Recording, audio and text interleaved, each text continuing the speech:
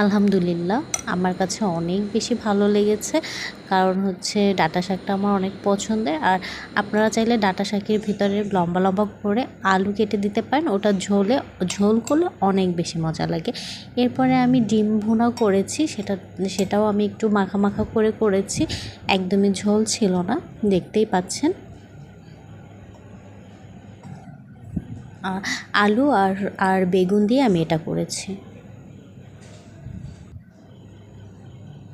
এরপরে আমার most favourite সেটা হচ্ছে ডাল আমার ভীষণ পছন্দের। আমি ডালটা ঘন করে রান্না করেছি। আমি দেখা যায় অনেক সময় পাঁচফোড়ন দিয়েও ডাল রান্না করি, একটু পাতলা করে ডাল রান্না করি, আবার অনেক সময় ঘন করেও রান্না করি, যখন যেটা আমার মনে হয়। এই তো